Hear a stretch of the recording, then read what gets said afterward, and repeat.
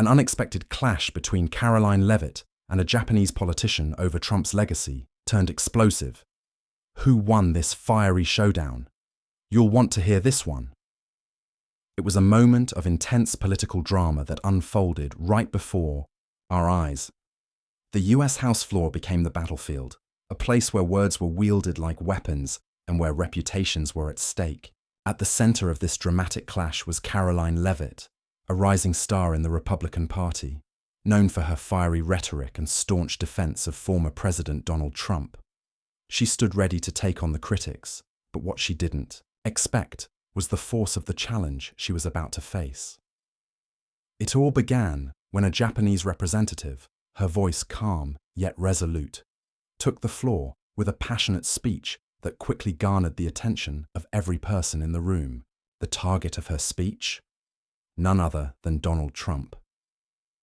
She didn't hold back, accusing Trump's policies of destabilizing international relations and doing significant harm to global diplomacy, especially with Japan, one of America's closest allies. This wasn't just an average political disagreement. This was a direct attack on the former president's foreign policy legacy. The Japanese representative carefully outlined how Trump's actions, such as pulling out of international agreements, engaging in trade wars, and pushing forward his America First agenda, had strained relationships with key allies. She argued that these policies not only harmed the diplomatic ties between the US and Japan, but also created uncertainty in a region already plagued by tensions and geopolitical challenges. The accusations were sharp, and the criticism struck a chord with many in the room, especially those who had been on the receiving end of Trump's unorthodox approach to foreign policy. The representative emphasized how, under Trump's leadership, the traditional methods of diplomacy had been upended.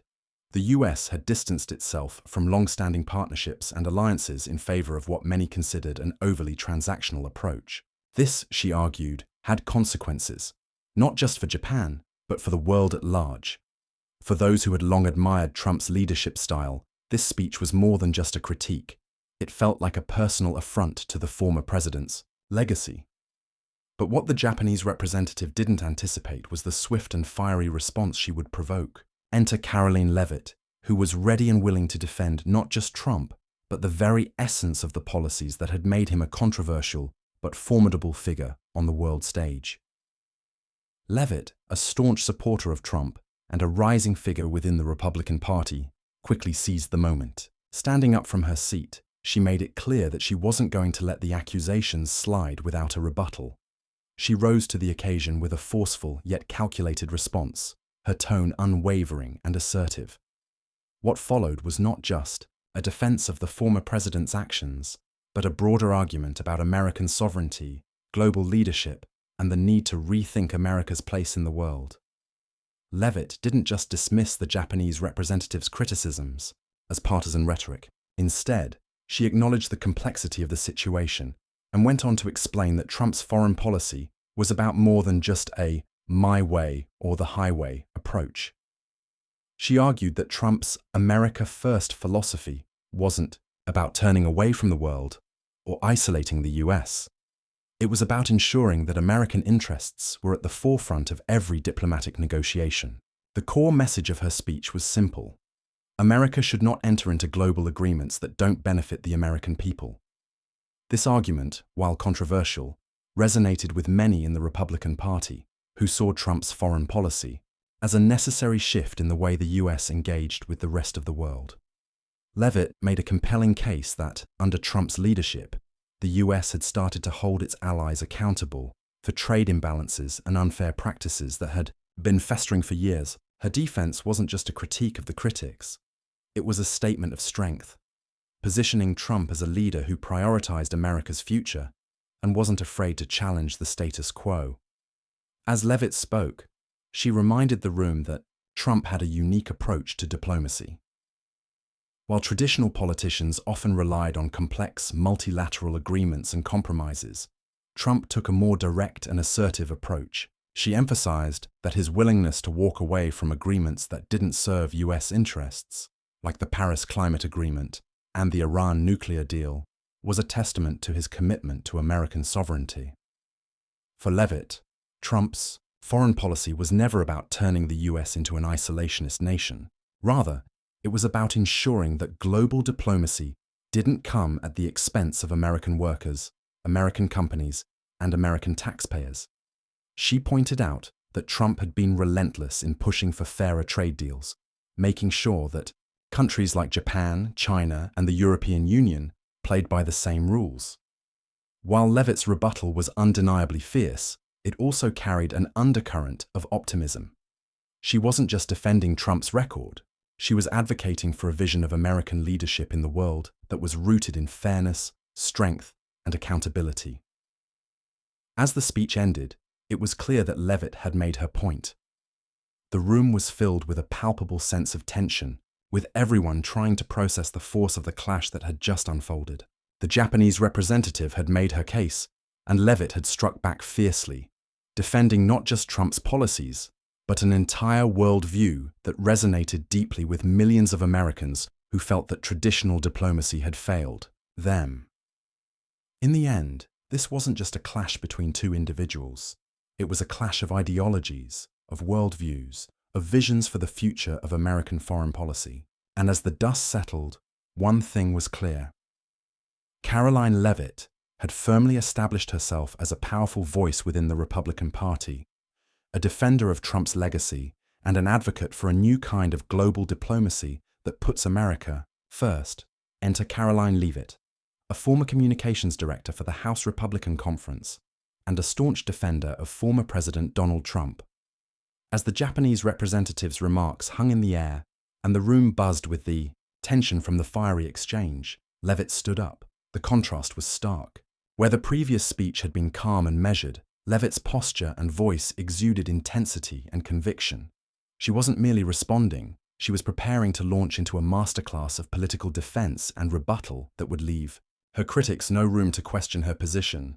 The moment was electric. As she began, her voice rang through the chamber, strong and confident, silencing the murmurs of the room. Leavitt didn't waste time on pleasantries.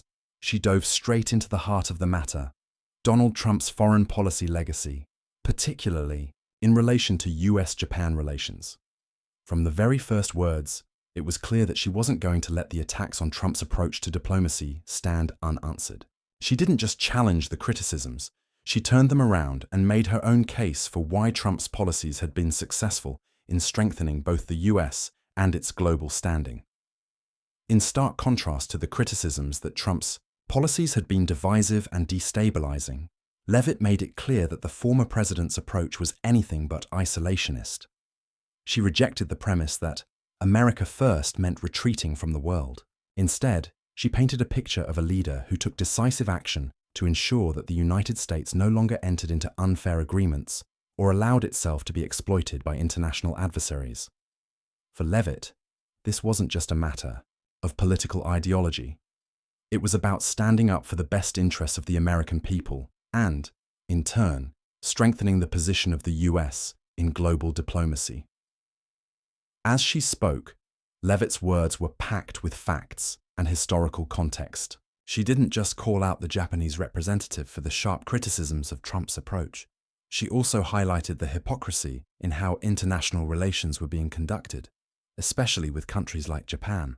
For instance, she pointed to the imbalances in trade agreements that had long benefited other nations at the expense of the US. Leavitt noted that Trump's decision to challenge long-standing trade agreements, particularly the Trans-Pacific Partnership, TPP, was a move that forced countries like Japan to come to the negotiating table on more equal footing.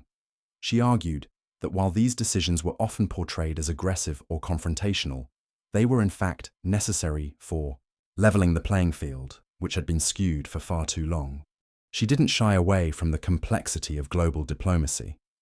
Leavitt acknowledged that not every action Trump took was universally popular, but she emphasized that the administration's hardline stance on trade and foreign relations had shifted the dynamics of global negotiations in favor of the US. She made it clear that Trump's approach was not about disregarding long-standing alliances, but about recalibrating those relationships to ensure the best outcomes for American citizens. She pointed to specific instances where Trump's policies had delivered tangible benefits for the US, including improved trade deals, a stronger military presence in the Pacific, and, notably, the willingness to stand firm against adversaries, like China. As she spoke, the room could feel the weight of her words. Every point she made was backed by a careful consideration of facts, and her ability to weave these details into her argument made her defense of Trump's policies all the more persuasive. She skillfully dismantled the idea that Trump's approach was driven by a desire for conflict. Instead, Leavitt framed his foreign policy as one that sought cooperation, but only under terms that were beneficial to America. She made it clear that under Trump, America no longer acted as the world's policeman, but rather as a strong, strategic leader capable of making tough decisions for its people. Leavitt was also keen to take on the broader narrative surrounding Trump's foreign policy. She addressed the criticism that his administration's withdrawal from the Paris Climate Agreement and the Iran nuclear deal had alienated key allies. While others might have framed these actions as reckless, Leavitt framed them as bold moves to secure American sovereignty and interests. For her, it wasn't about abandoning global leadership. It was about recognizing that sometimes the US needed to step back from agreements that didn't serve its interest in the long run. The audience, which included a mix of politicians, staff, and media members, could feel the palpable tension as she challenged the prevailing narrative about Trump's foreign policy. Leavitt's arguments were not just about defending Trump's policies, but also about making a larger point. The US was in a moment of transition, and it was no longer acceptable for American interests to be sidelined in favor of international agreements that disproportionately benefited others. Under Trump, Leavitt argued, the US began to reclaim its position as a global leader, one that didn't just sign agreements for the sake of diplomacy, but demanded fairness and equality in those agreements. With every sentence, she built her case stronger, painting a picture of a Trump administration that had boldly redefined America's role in the world. While some critics had painted these moves as dangerous and antagonistic, Leavitt showed that, in reality, they had served to bolster American influence and security.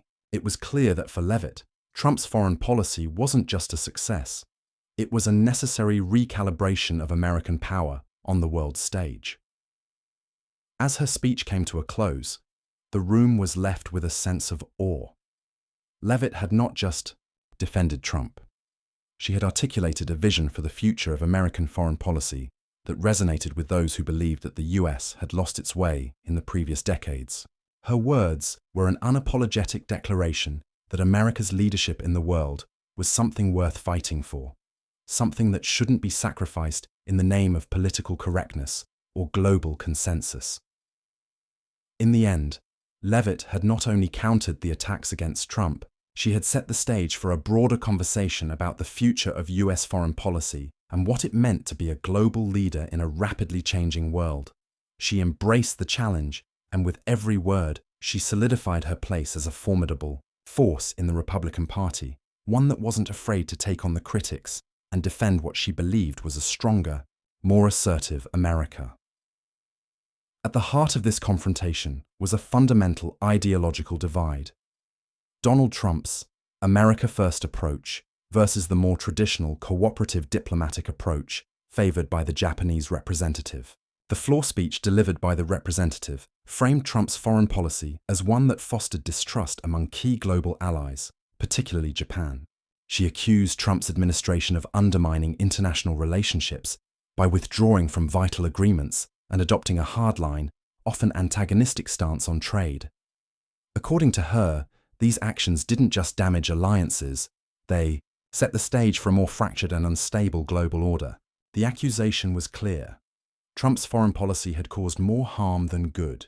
The representative argued that long-standing global relationships were being undermined as a result of Trump's decision to pull out of multilateral organizations, such as the Paris Climate Agreement and the Iran nuclear deal.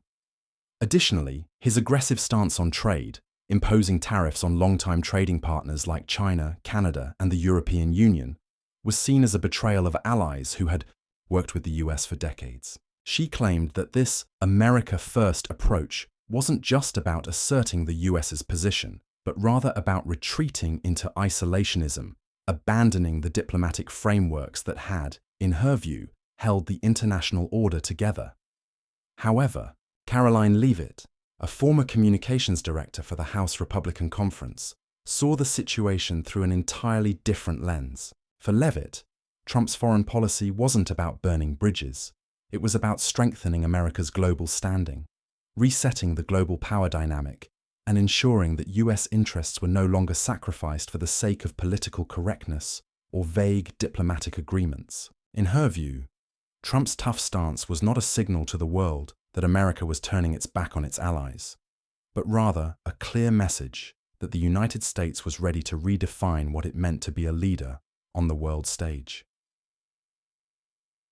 Leavitt argued that Trump's approach was born out of a recognition that decades of complacency in Washington had allowed America to be taken advantage of by foreign powers and international organizations. She took aim at the previous administration's eagerness to make compromises that, in her eyes, didn't serve the long-term interests of the American people.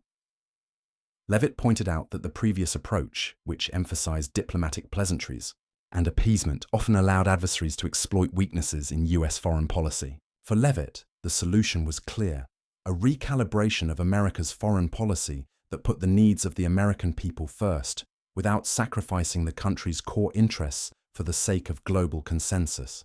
For Leavitt, Trump's America First philosophy was not about cutting off allies or retreating from the international community. Rather, it was about ensuring that the US no longer found itself in situations where it was left holding the bag in agreements that disproportionately benefited other countries. She strongly countered the narrative that Trump's foreign policy was reckless or harmful to international diplomacy. Instead, Leavitt framed Trump's decision to withdraw from multilateral agreements as a means of pushing for better terms that would not leave the US on the losing end of the deal. She pointed to Trump's trade negotiations as an example of this new approach. Where critics saw tariffs as a punitive measure, Leavitt saw them as a necessary bargaining tool. She argued that trade imbalances had long hurt American workers and industries, and Trump's hard stance in demanding fairer deals was, in her view, an essential step in ensuring that the US regained its competitive edge in global markets. She reminded the room that, under Trump, the US had achieved important trade agreements like the United States-Mexico-Canada Agreement, USMCA, which, according to her, benefited American workers and industries by renegotiating terms that had long been unfavorable. Leavitt also emphasized that Trump's policies, far from alienating allies like Japan, had created new opportunities for stronger, more equitable partnerships. She pointed to the way Trump had pressured countries like Japan to reduce trade barriers and increase their contributions to global security, while also making sure that the US was no longer burdened with unfair financial obligations. In her eyes, these actions didn't just make America stronger, they made the US more respected on the global stage. Leavitt's defense of Trump was not only a critique of the previous administration, but also a bold statement that the world was changing, and America needed to change with it. In framing Trump's America First agenda as a necessary recalibration, Leavitt was calling for a shift in how America viewed its role in the world. The era of blindly signing onto international agreements without considering their impact on American interests was, for her, over. Trump had set a new precedent, one where global diplomacy was about ensuring mutual benefit, not altruism. While some critics might argue that this approach would isolate the US, Leavitt saw it as a way of ensuring that American interests were always protected, no matter how uncomfortable it might be for other nations. The tension in the room was palpable.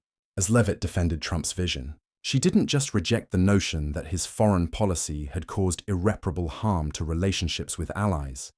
She actively pushed back against the idea that America's global leadership was synonymous with compliance.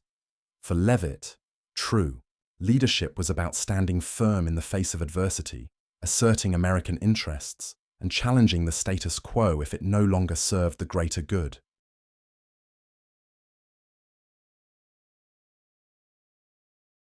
Leavitt's argument was clear. Trump's America First approach was not about abandoning global diplomacy, it was about reshaping it. By prioritizing American interests and standing firm in negotiations, Trump had given the US a stronger bargaining position, one that could stand up to adversaries and demand fairness in a way that previous administrations had failed to do. While critics like the Japanese representative saw Trump's policies as reckless and divisive, Leavitt saw them as a much-needed shift in US foreign policy, a shift that put America's long-term interests at the center of global diplomacy. In the end, she argued, that was not only in the best interest of the US, but in the best interest of the world as a whole. This exchange wasn't just about a war of words, it was a striking encapsulation of the deep and ongoing tensions between contrasting visions for America's role in the world. US-Japan relations, historically known for their strength and stability, were being put to the test in new and unprecedented ways during the Trump era. While both nations have long enjoyed a partnership built on shared values and mutual interests, the policies adopted by former President Donald Trump challenged the very foundations of this alliance, forcing both countries to rethink how they approached each other. Trump's controversial decision to pull out of multilateral agreements, including the Trans-Pacific Partnership, TPP, sent shockwaves through Japan and many of America's other allied nations, leading to a period of uncertainty regarding the future of US foreign policy. His pivot toward more unilateral action and a preference for bilateral trade deals created an atmosphere of unease in many corners of the globe, where multilateralism had long been viewed as the foundation of stability in international relations. During this heated exchange, Leavitt's response to the criticism aimed at Trump was nothing short of resolute. Her words weren't just a defense of the former president's actions, they were an assertion of a worldview that prioritized America's sovereignty and national interests above all else. At its core, her message was fiercely nationalistic, advocating for the notion that the United States should place its self-interest at the forefront of its foreign policy decisions. This sentiment resonated with many who viewed the traditional, multilateral framework of global diplomacy as outdated, perhaps even detrimental to America's long-term success. Leavitt's unapologetic support for Trump's America First stance made it clear that she believed the United States had, for too long, been overly reliant on a system that no longer served its best interests. But beyond just defending Trump, Leavitt's rhetoric carried an optimistic undertone, suggesting that the president's approach could, in fact, strengthen US-Japan relations in the long run. While the Japanese representative may have voiced concerns over the disruptions caused by Trump's decisions, Leavitt presented a counter-argument that reframed these actions as an opportunity for both nations to reassess their partnership. In her view, Trump's tough stance had forced Japan, and by extension, America's other allies, to reconsider the terms of their alliances, resulting in a relationship that was more balanced, pragmatic, and mutually beneficial, rather than simply focusing on the disruptions caused by the withdrawal from multilateral agreements. She emphasized the potential for a new, stronger framework of cooperation based on shared goals and direct, bilateral negotiations. She argued that the forced recalibration could actually enhance the strength of the relationship in the future, as both countries would need to engage with each other on more equal footing, free from the constraints of outdated agreements or one-size-fits-all solutions. Leavitt didn't simply highlight the potential positives of Trump's foreign policy in abstract terms. She pointed to concrete examples to support her argument. One such example was the historic agreements Trump had brokered with North Korea, which, while controversial and criticized by some, were seen by Leavitt and others as significant steps toward achieving peace on the Korean peninsula. In her view, Trump's bold, unconventional approach had led to breakthroughs that would have been unimaginable under more traditional diplomatic methods. The fact that Trump had engaged directly with North Korea's leader, Kim Jong-un, and made strides toward reducing tensions on the Korean peninsula was something Leavitt highlighted as a victory, one that reinforced her belief that the US could achieve meaningful diplomatic successes even without relying on multilateral forums or traditional alliances. Similarly, Leavitt pointed to Trump's efforts to secure fairer trade deals for the United States, which she argued had been an essential part of his foreign policy agenda. From renegotiating NAFTA into the United States-Mexico-Canada Agreement, USMCA, to his tough stance on China, Trump's trade policies were framed by Leavitt as being in the best interest of American workers and industries. While the Trump administration's trade policies were often criticized for their protectionist tendencies and for sparking trade wars, Leavitt saw them as a necessary recalibration to ensure that the United States was no longer at a disadvantage in the global marketplace. By focusing on bilateral deals and prioritizing America's economic interests, Trump, according to Leavitt, had taken decisive action to level the playing field. Beyond these specific examples, Leavitt's broader message framed the exchange as a reflection of a much larger ideological battle, one that would continue to shape the future of US foreign policy for years to come. She portrayed the moment as part of an ongoing struggle between two competing worldviews, one that embraced multilateralism and cooperation, and one that championed unilateralism and national self-interest. The decisions made in this period of uncertainty, she suggested, would have lasting consequences on the trajectory of American foreign policy, and ultimately, the role of the United States on the world stage. This ideological divide was more than just a policy debate. It represented a clash of visions for the future of the global order, with far-reaching implications not only for the US, but for the entire international community. In the end, the exchange was much more than just a defense of Trump's legacy. It was a window into the larger forces shaping global politics, and it revealed the deep ideological divide that continues to influence US foreign policy today. As Karoline Leavitt finished her impassioned rebuttal, the room fell into a charged silence. The Japanese representative had made her case, articulating the concerns of many traditional US allies about the Trump administration's foreign policies and its shift away from multilateralism. Yet Leavitt's response wasn't just a defensive argument. It was a bold declaration of a vision that prioritized American sovereignty, national self-interest, and a steadfast commitment to the America First agenda. In this moment, Leavitt wasn't merely defending a president. She was defending an ideological framework that champions unilateral action and prioritizes American strength over international consensus. This exchange on the House floor was far more than a fleeting political squabble. It was a microcosm of a much larger battle that has been simmering in the US for years, an ideological and philosophical divide that has played out across party lines and within the broader context of US foreign policy. For many, the policies of the Trump era represented a stark break from the post-World War II global order, one that relied on multilateral institutions, diplomatic engagement, and alliances with like-minded nations. In contrast, Trump's approach, and by extension, Leavitt's defense of his legacy, emphasized a more nationalist, inward-looking approach to governance. In this polarized political climate, these competing visions of America's place in the world have become central to the debates that shape the nation's political discourse. Leavitt's response didn't just strike back at her critics, it struck at the very heart of America's evolving role on the world stage.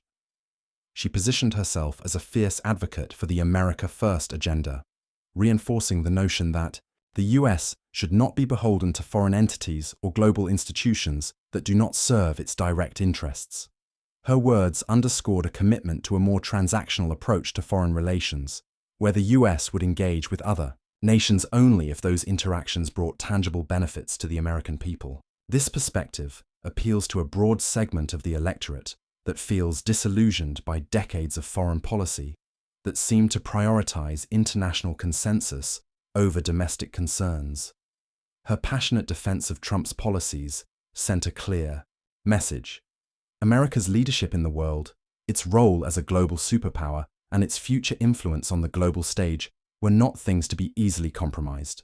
Leavitt's rhetoric was aimed not just at defending a particular set of policies, but at asserting a worldview, one that sees American power as a force for good, not as something to be diminished in favor of broader international cooperation.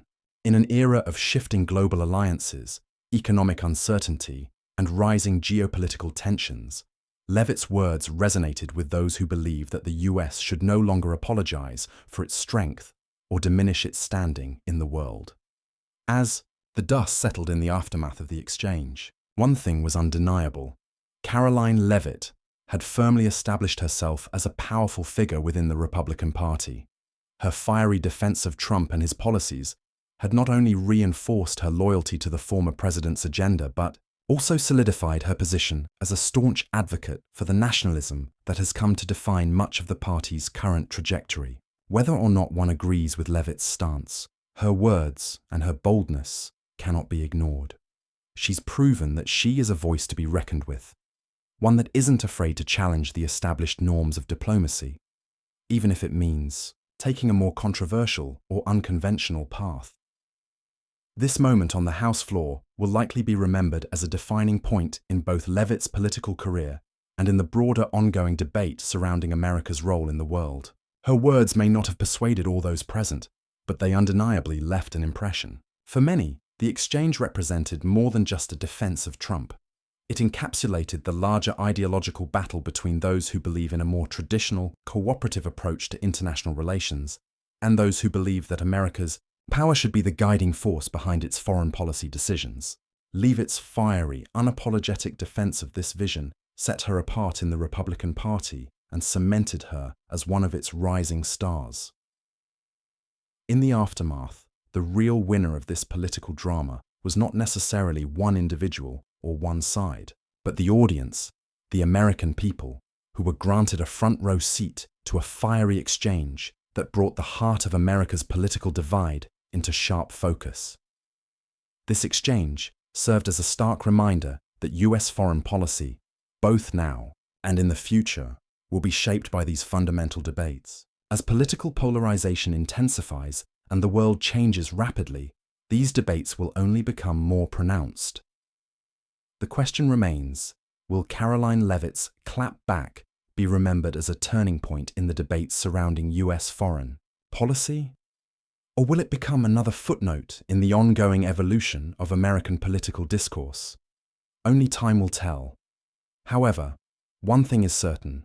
Leavitt has made her voice heard loud and clear. Her unapologetic defense of the America First agenda, her unwavering support for Trump's legacy, and her ability to articulate a vision for America's future on the world stage have firmly positioned her as a force to be reckoned with in the Republican Party. Whether her influence will grow or falter in the years to come remains to be seen, but her impact in this moment is undeniable. Thanks for tuning in. If you found this video interesting, don't forget to give it a thumbs up and subscribe for more engaging political content. Hit the bell so you're always in the loop. We'd love to hear your thoughts. Drop a comment and join the conversation. See you in the next one.